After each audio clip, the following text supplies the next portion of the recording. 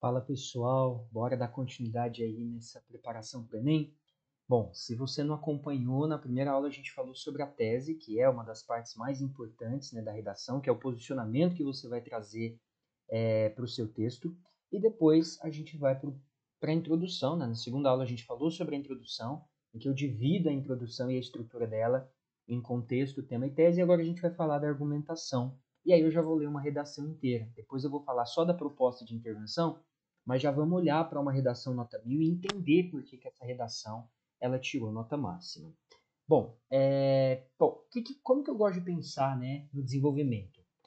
O desenvolvimento é quando eu me aprofundo nos porquês daquela causa principal que eu apresentei na tese. Então, se eu apresentei na tese duas causas principais para um determinado problema, cada parágrafo de desenvolvimento eu vou explorar uma dessas causas e o porquê desse problema que eu apresentei. Não é a única forma, mas aqui vamos pensar de forma estratégica e técnica em dois problemas principais ligados ao problema, né, ao tema e à tese, e o argumento nada mais é do que o aprofundamento dessas causas. Ponto importante, a gente não argumenta se a gente só constata que existe um problema. Então, se eu falar, por exemplo, que o Estado é negligente em relação a uma determinada realidade, e eu não dizer por que, eu não disser por que o Estado é negligente, eu não vou me aprofundar na discussão. Eu vou ficar apenas falando, não, o Estado é negligente, ele não faz o que deveria, e por isso o problema continua. Mas por que o Estado não é negligente? A gente vai ver um exemplo de uma redação bem interessante, onde esse aprofundamento ele acontece. Eu gosto de dividir, assim como eu dividi a introdução em contexto, tema e tese, eu gosto de dividir também o parágrafo de desenvolvimento. Da seguinte forma, o tópico frasal, que nada mais é do que a ideia principal que eu vou desenvolver naquele parágrafo, certo? É como se fosse o rótulo daquele parágrafo. Qual que é a dica aqui mais importante? Ao invés de você colocar como aspecto principal do seu parágrafo de desenvolvimento um fato, a Terra é redonda, né? Mas e aí? Eu não preciso, claro que hoje em dia eu tenho que sustentar porque a Terra é redonda, já que tem muita gente que acredita que ela é plana. Mas não é isso que a gente vai dizer. A gente vai trazer uma sentença contestável, algo que você tem que explicar mais. Por exemplo, se eu digo que a invisibilidade do trabalho de cuidado tem uma relação direta com o patriarcalismo histórico, isso é uma sentença. Bom, por quê? Mas por que alguém pode contestar primeiro, né? Porque pode dizer, poxa, mas agora a gente já tem tantas leis que defendem as mulheres, que garantem direitos às mulheres. Por que o sistema patriarcal histórico ainda é um causador da invisibilidade do trabalho de cuidado? E aí eu tenho que explicar o porquê. Então, pensar numa sentença contestável é pensar num problema. Olha, a fome no Brasil tem uma relação direta com a desigualdade social. Então, eu vou explicar qual é o contexto de formação histórica do Brasil em termos de desigualdade social e como isso contribui para o problema sobre o qual eu vou discutir. Mas o tópico frasal, então, é essa ideia principal. Trazida essa ideia principal, eu vou me aprofundar nela. Né? Então, tá. Por que a invisibilidade do trabalho de cuidado tem relação direta com o patriarcalismo? E aí eu vou explicar esse contexto patriarcal. Então, aqui eu estou mostrando que as minhas ideias são relevantes, são verossímeis. Né? Então, eu estou trazendo informações que eu tenho que provar. Então, não são informações incontestáveis, como um fato ou uma crença. Né? Então, sou espírita, sou evangélico, sou católico, sou ateu.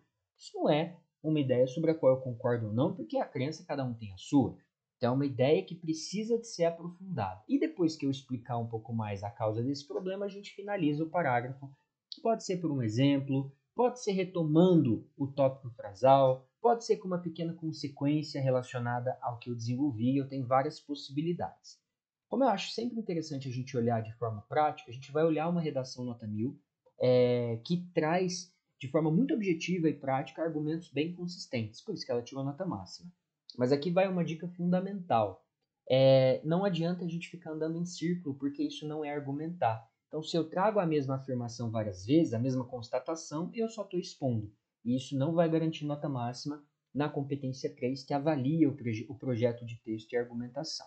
Então, vamos ver isso na prática. Esse tema é o tema da invisibilidade do trabalho de cuidado exercido pelas mulheres no Brasil. Olha como é que essa introdução começa e como ela é interessante. Ela começa falando de conquistas. Então, as décadas finais do século XX foram marcadas pela presença de movimentos sociais diversos, como o de ruptura das condições de gênero que prejudicavam as mulheres. Então, a gente avançou, né, nas últimas décadas do século XX. Embora as manifestações tenham conquistado direitos, então estou abrindo aqui um parênteses, uma concessão. Apesar da conquista, ainda há problemas que assolam o cotidiano feminino das brasileiras, como a invisibilidade do trabalho de cuidado. Se você olhar lá nas 2 primeiras aulas, a gente fala desse movimento, de trazer uma contextualização e usá-la como ponte para eu trazer o tema. Aqui é uma ponte estabelecendo uma relação de concessão. Embora tenham existido avanços, ainda há problemas que assolam o cotidiano feminino, como a invisibilidade do trabalho de cuidado. E agora eu preciso trazer minha tese, que é o quê? As causas do problema. Nesse caso aqui, na estratégia que eu costumo trabalhar com os meus alunos, pelo menos como uma primeira estratégia, embora, como eu já falei aqui, existem outras, causa e consequência, enfim, mas aqui a gente vai se ater a essa. De fato, essa questão é influenciada pelo sistema capitalista e pela manutenção da visão patriarcal. Então, eu tenho 2 causas apresentadas principalmente para a invisibilidade do trabalho de cuidado: o sistema capitalista e a manutenção da visão patriarcal. E aqui é um período que é adicional, enfim, a gente tem que enfrentar essas questões. Então, é urgente sanar os desafios e enfrentar a problemática. Como o foco aqui é no argumento, veja só essa estrutura de tópico frasal, de extensão do tópico e de conclusão. Vocês vão ver que o que está em vermelho, o final do parágrafo repete, retoma, né, o que está na ideia de abertura com outras palavras. Então, olha aí. Diante desse cenário, cabe analisar a relação entre o modelo econômico e a invisibilidade referida. Então, tem relação, existe uma relação entre o modelo econômico em que a gente está inserido e a invisibilidade do trabalho de cuidado. Sério? Que relação que é essa? Então, agora o parágrafo vai explicar qual é essa relação, que vem em seguida. Consoante, de acordo com a tese do sociólogo Marx, os donos de produção no capitalismo possuem como fim o maior lucro. Olha aí a ideia. Então vamos lá. Eu estou construindo um raciocínio. A primeira informação, a primeira camada, que é o tópico frasal, é a ideia que eu quero discutir. Existe uma relação entre modelo econômico e invisibilidade referida. Quando a gente olha para Marx, ele fala que quem é dono dos meios de produção tem como objetivo o maior lucro possível. E aí? Nessa perspectiva do autor, nota-se que essa mentalidade econômica ainda rege as relações atuais, ela ainda continua essa lógica do máximo lucro. Desse modo, em um contexto em que o trabalho de cuidado não reproduz o capital desejado pelas empresas, a gente sabe disso, o trabalho de cuidado gera menos capital, limpar uma casa, cuidar de uma pessoa. Então, como esse trabalho de cuidado não produz o capital desejado pelas empresas, esse é invisibilizado e mal remunerado. Olha que interessante. Então, qual é a relação? Numa sociedade que visa o lucro acima de tudo, e o trabalho de cuidado não gera o lucro esperado pelas empresas, ele é invisibilizado e mal remunerado. Portanto, é visível que o sistema capitalista é um bloqueio na questão sofrida pelas mulheres. É um parágrafo teoricamente simples, bem estruturado, curto, mas que desenvolve bem a ideia dessa relação entre o modelo econômico e a invisibilidade do trabalho de cuidado. Agora a gente vai ver o parágrafo seguinte, que vai adicionar outro problema. Por isso que se usa aqui o AD+. Além disso, a permanência da visão patriarcal acentua o problema dessa invisibilidade, ou seja, a continuidade da visão patriarcal, ela acentua o problema. Veja que se a gente olhar os 2 parágrafos, eles estão parecidos, né? A ideia principal. Ideia 1. Existe uma relação entre o modelo econômico e a invisibilidade. Argumento 2. A permanência da visão patriarcal acentua o problema dessa invisibilidade. Por quê? Tal situação é explicada pois, desde o período colonial do Brasil, as mulheres foram designadas a cumprir funções domésticas e de cuidado, já que não eram vistas como capazes de exercer outro ofício. Nesse cenário, ao relacionar com a atualidade, é nítido que essa convenção social do papel da mulher foi mantido.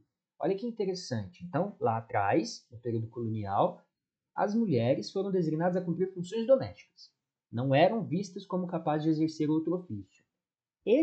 Essa convenção continua, né? Foi mantido. Por que foi mantido? Por que essa convenção de a mulher ficar em casa, cuidando de casa, da comida, das funções domésticas, do marido, dos filhos, eventualmente de algum parente adoentado, de um idoso, por que essa visão foi mantida? Como modo de continuar o privilégio dos homens detentores do poder. Olha aqui o argumento. Se os homens historicamente, desde o período colonial e muito antes disso, eram detentores do poder religioso, político, econômico, a manutenção dessa ideia das mulheres como não capazes de exercer outro ofício ou designadas a cumprir as funções domésticas se mantêm para que esse grupo que sempre esteve no manter, para que esse grupo que sempre esteve no poder se mantenha no poder.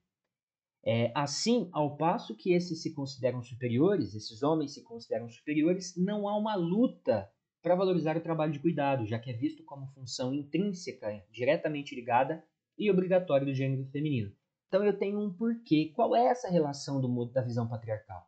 Lá atrás era assim, continua dessa forma, porque existe um interesse de que aqueles que sempre estiveram no poder e dominando continuem assim. Então veja que a estrutura do parágrafo de argumentação é abrir a discussão, explorar essa discussão e concluir. Aqui a conclusão é: quem esteve no poder quer continuar, então não há uma luta, né, dos homens principalmente, para valorizar o trabalho de cuidado, já que o trabalho de cuidado é visto ainda como função intrínseca e obrigatória do gênero feminino. E aí a gente vai para a conclusão, né? Olha, em suma, portanto, desse modo, constata-se que mudanças devem ocorrer para enfrentar os desafios da invisibilidade do trabalho de cuidado realizado pela mulher. A gente tem que pensar em alternativas. O que é que pode ser feito? Para isso, para essas mudanças, cabe ao Poder Legislativo, agente, na condição de detentor dos meios legais de transformação. A gente chama isso de detalhamento do agente. O que o Poder Legislativo deve fazer? Criar leis que tornem obrigatórias a remuneração digna desse ofício com inclusão no mercado, além de regulamentar sua valorização. Então, um pagamento digno e regulamentar a sua valorização. Como é que isso vai ser feito? Essa proposta deve ser aprovada por meio de um debate na Câmara dos Deputados e tem como fim acabar com a invisibilidade desse trabalho. Feito isso, a questão deixará de ser um problema no corpo social brasileiro. Então, não vou me ater aos elementos da proposta de intervenção, que no próximo conteúdo eu vou falar só da proposta de intervenção, mas veja como a gente tem aqui uma redação que trabalha muito bem os dois tópicos trazidos aqui na introdução: sistema capitalista, manutenção da visão patriarcal. O primeiro parágrafo discute o modelo econômico capitalista, o segundo, a visão patriarcal, e aqui a gente tem uma proposta de intervenção que visa a valorizar essas tarefas, certo? E aí, deixo como lição, tarefa, exercício, enfim, não precisa ser escrito, pode ser mental, você olhar para alguns dos temas dos anos anteriores e pensar que tipo de argumento que eu poderia utilizar, né? Então a gente acabou de ver uma redação do tema de 2023. Que argumentos que eu poderia pensar para a valorização dos povos tradicionais do Brasil? Quais são os desafios? Por que tem gente que não tem certidão de nascimento? Né? Isso está ligado a quais aspectos da nossa sociedade? E se você acompanhar as nossas aulas anteriores, você viu que muitas vezes os problemas podem se repetir. Então, muitas vezes, os argumentos também. Sem que eu me prenda a uma estrutura pronta, engessada, porque isso limita a argumentação, mas, claro, repetindo, reproduzindo aí algumas ideias que vão acabar se repetindo mesmo, muitas vezes, dependendo do tema. Então, é isso. Essa semana ainda eu solto a última aula falando sobre a proposta de intervenção e depois vamos pegar alguns textos aí para a gente fazer essas análises juntos. Um abraço, tchau, tchau.